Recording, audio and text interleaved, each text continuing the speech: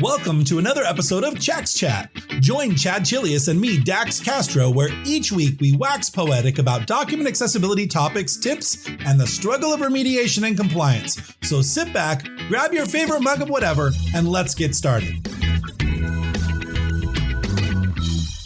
Welcome, everyone. Welcome to the Chax Chat podcast. We're so glad you decided to join us today. I wanted to remind everybody that Chax is going to be at the upcoming Adobe Summit Conference happening April 20th to 22nd in Las Vegas, Nevada, as well as at Adobe Max, which is happening later in the year in Miami, Florida on October 28th through October 30th. So if you're planning on attending either of those conferences, make sure you stop by the Chax booth while you're there. We'd love to see you. My name is Chad Chilius. I'm an Adobe certified instructor and one of the accessibility wizards here at Chax Training and Consulting. And my name is Dax Castro. I am one of the other accessibility wizards here at Chax Training and Consulting. And Chad and I are both certified as accessible document specialists by the International Association of Accessibility Professionals. And if you'd like your certification too, head on over to accessibilityassociation.org and click on certifications.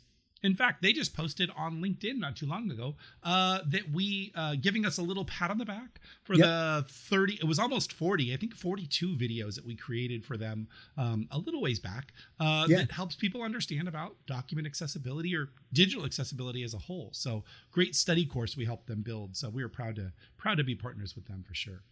Absolutely, Dax. And you know what, like you and I are not immune to the fact that we need to renew our certifications periodically. Don't tell me. And I just noticed, I think ours expires in 2027in. So I don't know. We'd have to check or is it coming up? So it might be all. It may or may not have already expired last year. So okay, we have to look at that for sure. Okay, but. Yes, absolutely. You never stop learning. And so the certification is something you have to renew and show that you are earning enough credits every year to stay current. So all good stuff. And speaking of credits, a reminder for everyone listening here on the website, if you go to our new website, Chax TC, a lot easier to spell than Accessibility Unraveled, chaxtc.com, and click on Take a Class, there is a whole series of classes that we offer live online. In fact, ones that are coming up are PDF Tags Tree Basics, Adobe InDesign Best Practices, Document Testing with Adobe Acrobat. Then we move into April. We've got some forms, testing with a screen reader, my favorite class, accessible data visualizations, and an accessible email content and design class. So go on the website, check out that stuff, and hope to see you in one of my classes. So definitely good stuff. Absolutely. So today, Chad, we were talking before the podcast, as we often do, about what we're going to be talking about. And today, I'm actually pretty excited with this topic, which is the trouble with tables. Understanding table structure and why it's more difficult. I think the hard part about tables is not that it's hard to get a table to be accessible. It's hard to design a table thinking about how it's going to be read from an accessibility standpoint. We can all make a rectangle, right? We make columns and rows, but we end up cramming so much stuff into them because it's a convenient square shape that it makes it really hard when we think about accessibility at the end to say, okay, now I've got my table structure. How do I make it accessible? Yeah. And, you know, when you're working with tables, right? I mean, you and I say this all the time, Dax, but, you know, test it with a screen reader, right? Like nothing is going to showcase the flaws. That scares so many people, though. Everybody, as soon as you say test it with a screen reader, and most people, what they do is they turn on the screen reader and they get to the table and they just let it read from cell to cell to cell to cell. And they're like, yeah, sounds fine to me. Well, listen, I just taught this class this week. And before I even told them to do anything, everybody's like typing in the chat, I can't get it to shut up. I can't get it to stop talking. And I'm like, guys, I haven't told you to do anything yet. Right? Like, why did you open it? Right? Like, that's part of what I'm going to show you, you know? And I mean, that's the first thing I teach people is how to make it shut up. Right. Sure. You know?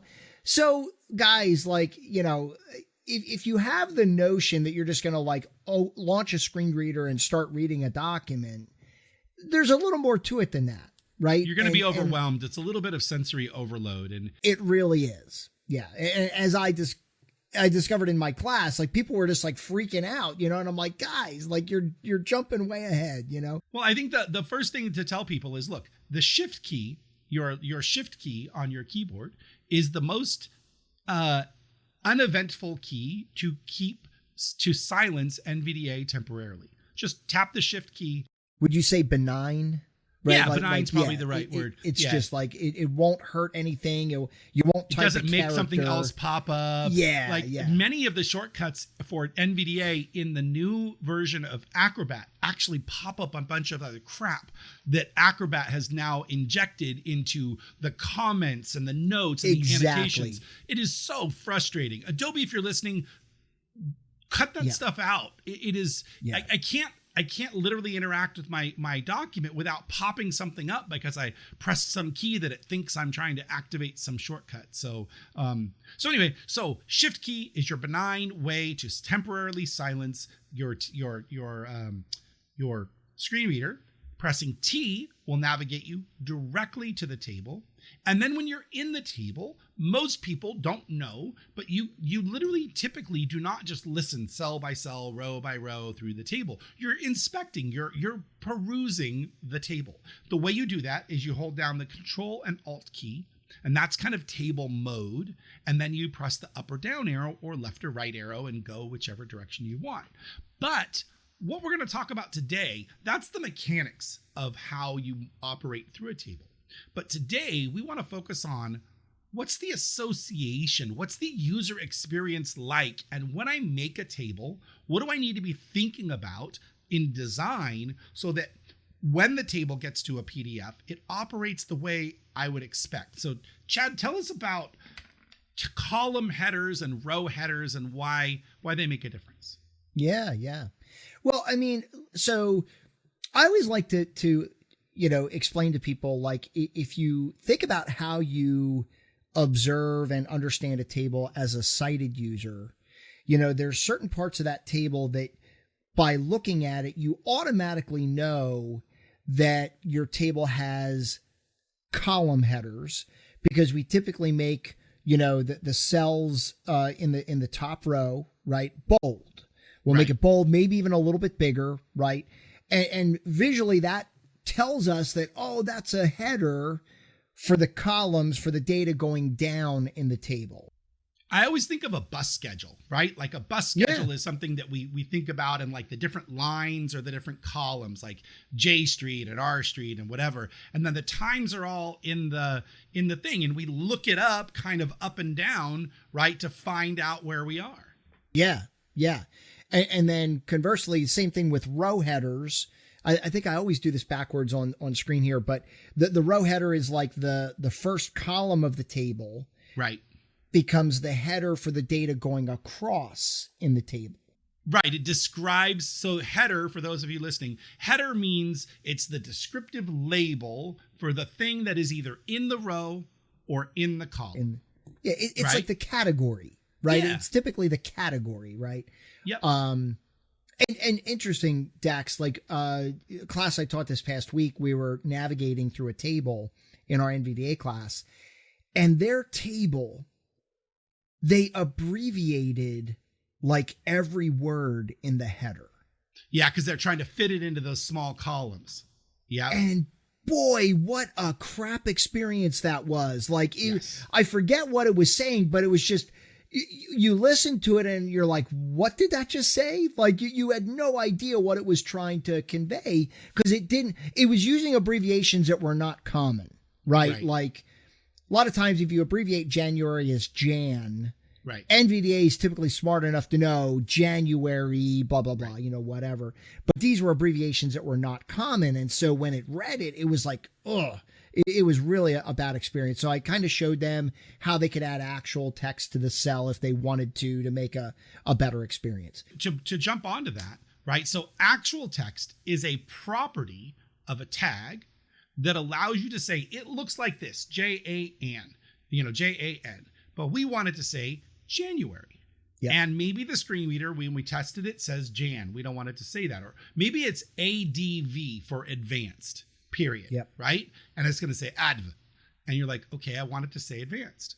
So you can go into that tag and set a property called actual text. And the actual text field sits above the alt text field. And whatever you put in that field is what's going to be voiced for the person using assistive technology, regardless of what the text visually displays. So that's actual text.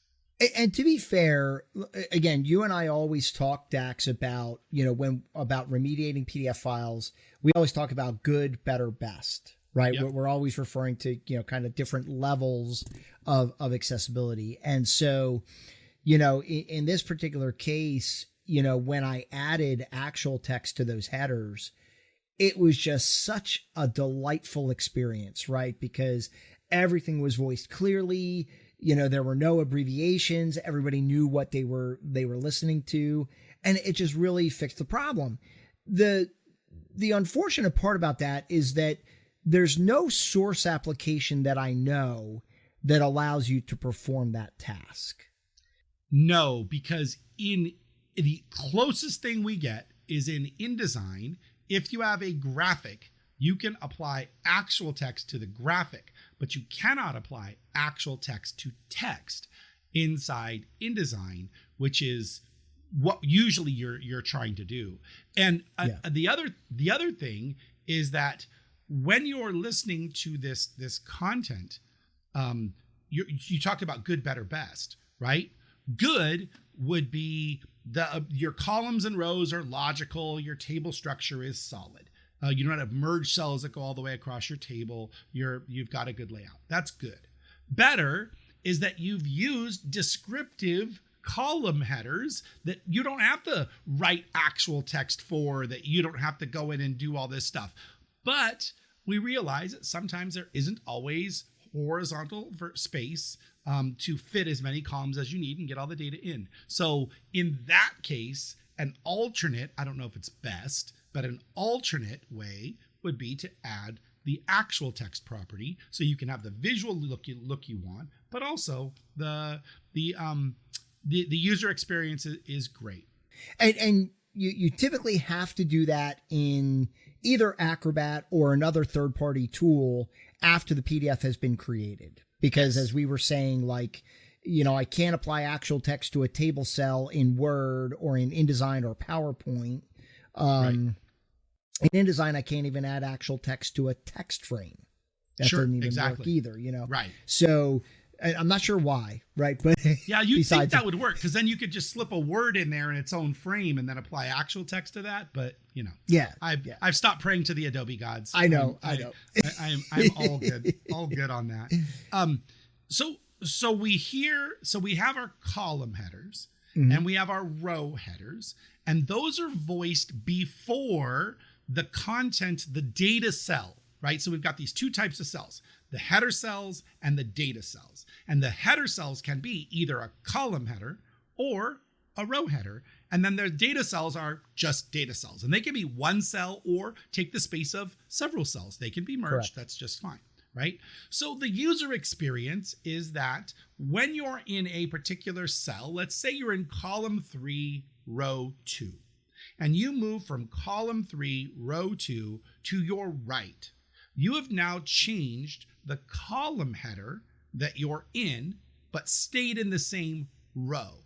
So typically, the user experience is the column header is going to be voiced, the new column header, whatever column 3 is or column 4, whichever one you're moving to, that one's going to be voiced. But it's not going to voice the same row header you're in, because you're already in that row, and it assumes that that you haven't changed rows. And I think a lot of people get confused by that when they're listening to it with a screen reader, is they don't realize that, well, why isn't this being voiced? Well, you're staying in the same row. It's not going to be voiced by default. Yeah, and I mean, I've thought about this before, Dax, where I feel like it could, in a way, be a bit of a cognitive challenge for people, because it only voices that row header one time, and then as you move across, it'll voice the column header, but it doesn't repeat that row header. And I think you're the one who was telling me that JAWS has a way of, it has a command that says, voice the headers that belong to this cell. Yeah, so JAWS has a really cool shortcut. It's Control-Alt and then the number pad 5 on your keyboard. So you have to have the keyboard number pad, and then you have numlock off, right? Which typically you do when you're working with NVDA or JAWS. And you press that number 5. And that's going to voice all associated headings. So I wish that feature was in NVDA. Me too. You can force it to say all headings. However, to do that, you need a third-party program. You can do it in Adobe Acrobat, but it is an arduous process because you go into the data cell you want, and then you say add header cell IDs, and then you have to literally manually add each header cell ID one by one that you want to stack in this cell. And if you make a mistake, you gotta start all over again on that cell. It's not a great user experience. Made to tag has a great feature for doing that very thing. You can do as many complicated cell structures as you want inside Made to Tag for InDesign. Access PDF has a great tool for doing that as well. PDFix, does it have a tool for doing complex associated headers? I don't know the answer to that, Dax. That's a good question. I'm going to have to research that one. And I know that Common Look does, and I didn't know it did for a while, but there's a little obscure tool where you can literally click on the data cell, click this button in the upper left-hand corner of the table editor, and then click on the different cell headers that you want to be, the header cells to be associated with that document or that cell. It's not great. It's not super fantastic, but it does work. You can also, if your table has simple column header and row headers, like you just have first two columns are row headers and your first row is a column header, you can do what's called recurse cell IDs in Common Look. And basically it says, look, I've already defined all my headers. They're right, but I want you to burn them into the cells that are associated with them. And then it will write all that data in one shot. So if you want the user experience to be every header cell all the time, you can do that with a simpler table inside Common Look pretty easily. So are you saying if you do the header ID cell associations that more information will be read as you're reading that table? Yes. Every time you move from one cell to another, every associated header cell with that data cell is going to be read. So normally the default user experience is only the item that changes. If I move a column over to the right, I'm only going to hear the new column header. But with the recursive cell IDs, recursive header cells, everything gets read, no matter which direction you move. So I think it's good for us to talk about, right? So when you define header cells in a table, right, one of the important properties that needs to be defined with those header cells is a property called scope. Yep. And the scope can be one of three values. The scope can be column, it can be row, or it could be both. Okay. Now, I will tell you, like, very rarely do we use both, right? I could think it like in the time I've been doing this, in the 15 years I've been doing this work, I don't know that I've ever used it, honestly. I think I've used it 5 or 6 times. Yeah, maybe. You know, and yeah, even that was a stretch. So, but basically the scope tells assistive technology the role of the header cell, right? Because when you initially define a header cell, all it knows is that it's a header. Now, to be fair, right, and Dax, you're the one I think who told me this. If you have NVDA assumes that the first row of a table is a column header. Yes, whether you want it to be or not. If you have a table that only has row headers in that first column, and you didn't assign scope, it's going to assign it to that first row no matter what. Exactly. And I've run into that situation where I'm like reading a table and I'm like, why is it voicing the data in the first row of the table when it's not a header? And it's because that assumption was made, right? And because like it was probably preliminary when I was testing it and I hadn't gotten all the way through it. But so the scope basically says, so if we're envisioning the table, on the first row of the table, we make those header cells. We need to assign the scope property of column to those header cells so that when I'm reading it, assistive technology understands that that is a row header, and it's a row header for the columns of the table, of the cells in that table. And how do we do that in Adobe InDesign, Chad? Thanks for the softball, Dax. Crickets. The answer is we don't. The answer is we don't. You can define the row header. You can say my first row is a column header, but when you export the PDF, Adobe only says it's a TH and does not define the scope of that column header. Yeah. So that'll pass a checker because there's a TH in the table, which is unfortunate. It won't pass PAC, but it'll pass the Acrobat checker. PAC requires scope. PAC requires scope. It says possible improper use of a table, or maybe it's a regular table. But so I'll ask you a second question. It says associated subcells. No associated subcells. That's right. Yeah. No associated subcells. That's right. But you're right. So InDesign fails to define scope for tables, which is why you and I are huge fans of the Made to Tag plugin. Made to Tag just allows me to define them super easily, super fast. It's an amazing product. So that solves the problem from an InDesign standpoint.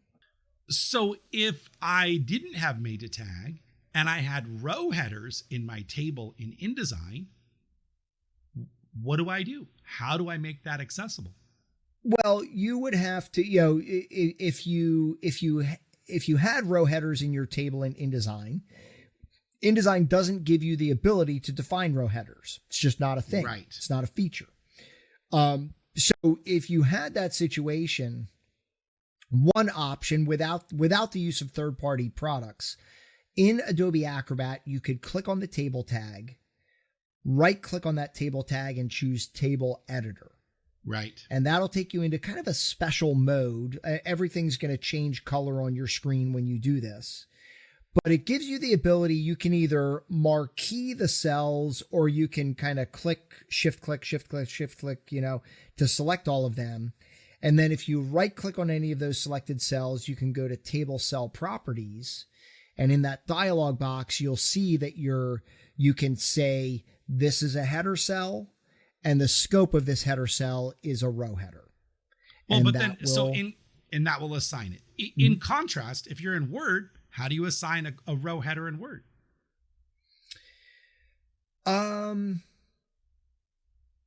You just check the box for first column.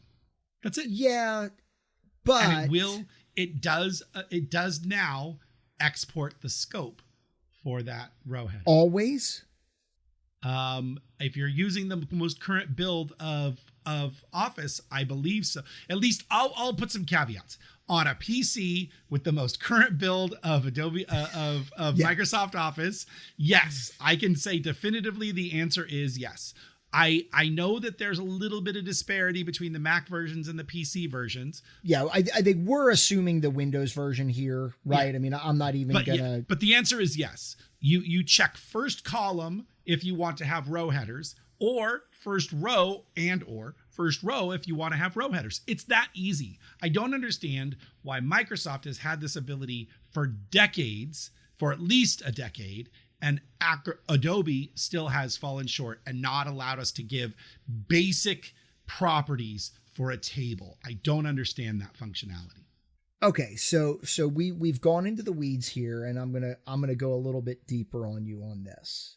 I don't know if I've told you about this yet, Dax, but I've recently discovered. So recently I've discovered in Word, if you insert a table that is only one column, right,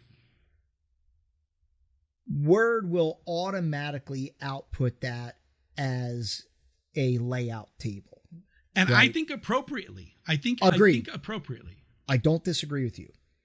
But the other thing I recently discovered is if you have a table, multiple columns, multiple rows, but it has no border on it, the whole thing outputs as a layout table.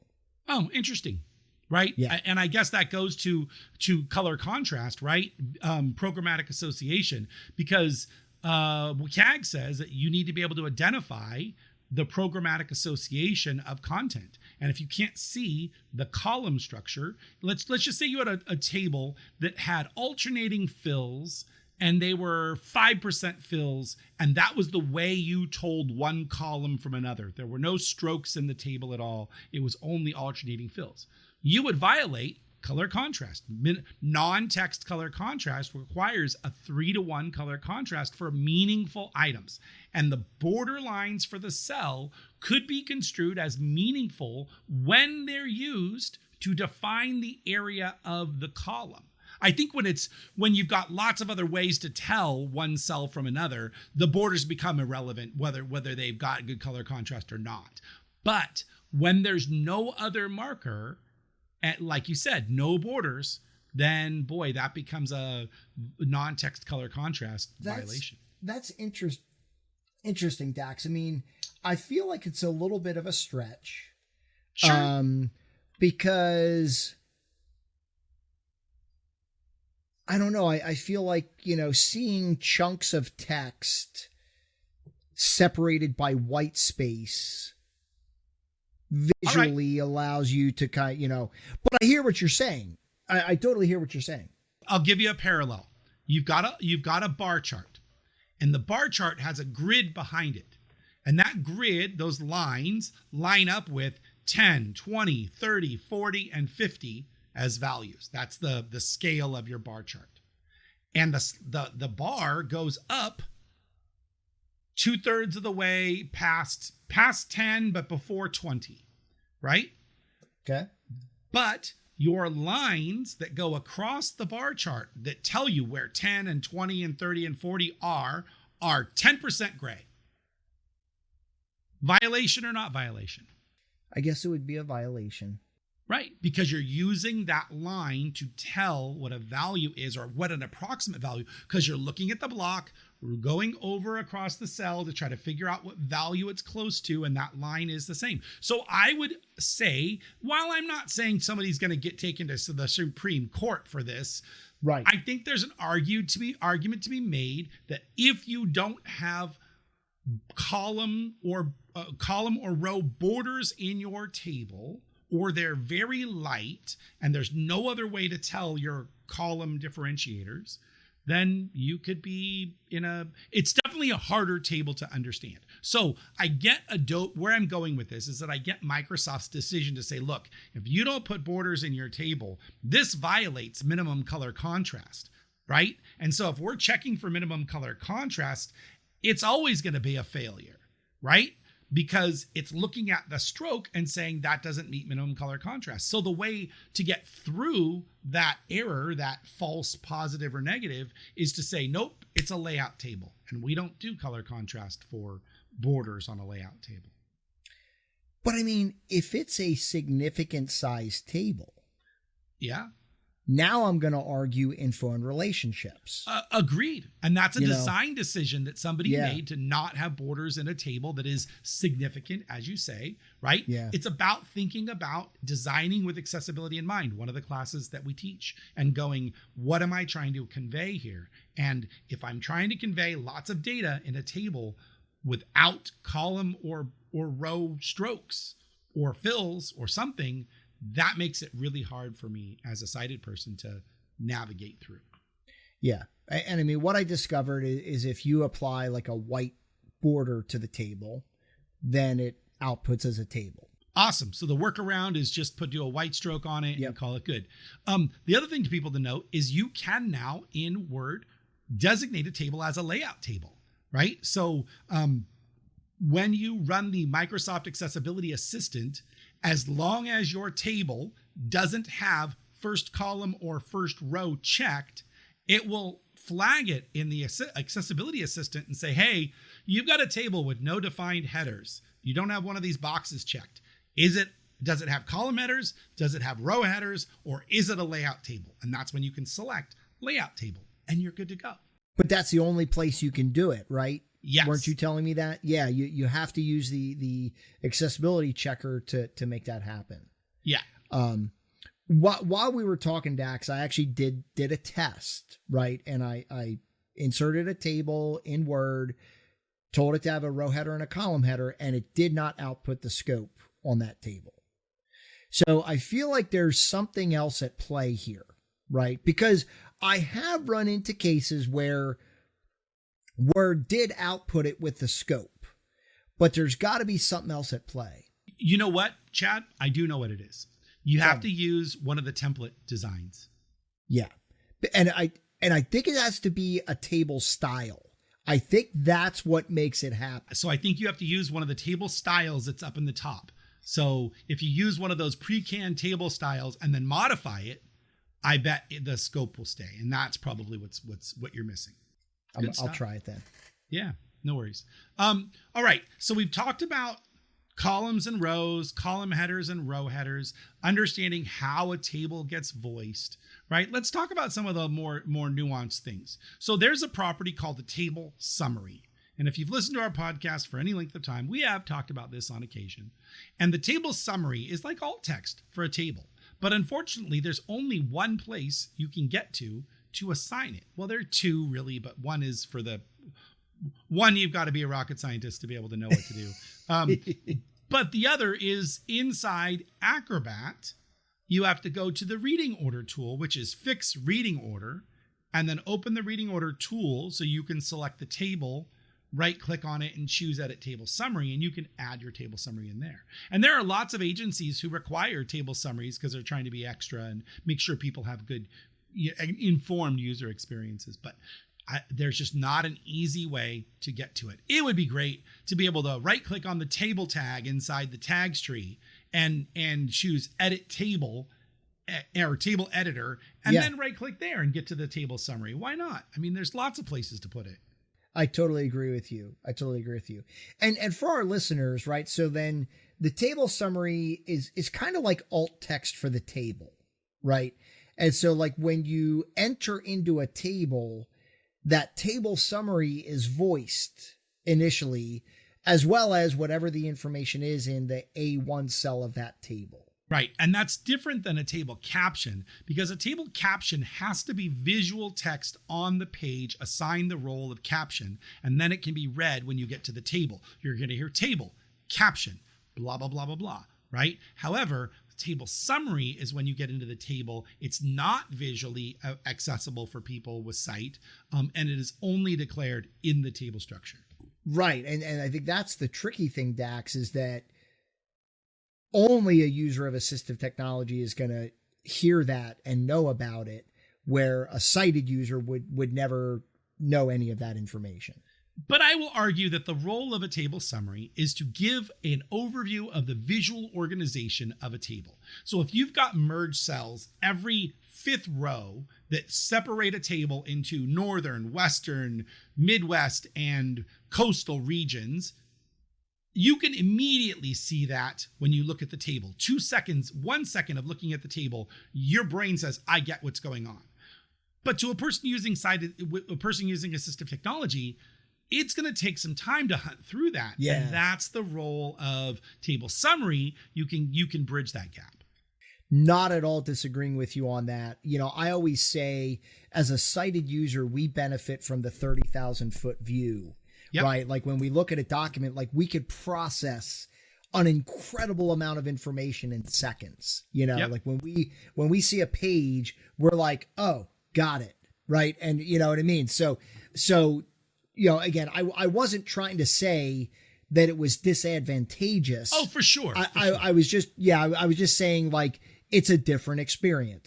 Well, I often say whole to part, part to whole. So a person using sight Think of a bullseye, right? As a person using sight, your 50,000 foot analogy works exactly right. We see the whole thing and then we start narrowing in, ignore the borders, ignore the footers, ignore the logos. Now, what do my headings say? Okay, what do my lists say? What do my tables say? We get more and more focused. For a person using assistive technology, it's part to whole. I got to hear the heading, then I got to hear the next heading, and then I got to hear the image, and then I start piecing it together piece by piece to build the picture rather than disassemble it to its most important parts. And I think that's the main argument for not being overly descriptive over typically decorative items like headshots and lifestyle images and things like that, because we don't sit there and voice those things in our head. Why make someone else? I think you could add a single piece of alt text in the beginning of your document that says, this document features a variety of images, people from different diverse cultures and regions that we take pride in making sure that we represent everybody with diversity, right? You can have a diversity inclusion statement in the beginning of your document because you've included all these lifestyle images of people with various backgrounds. Right. Right. Yeah. I mean, as a matter of practice, I think you and I are on the same page with this. We always artifact headshots because they're all going to sound the same, headshot of Judy Smith smiling for a photograph, right? No, because then you're going to hear Judy Smith, director of blah, blah, blah, blah, blah, right? The name is always after the headshot. It's never ambiguous. Yep. So it's double information. So awesome.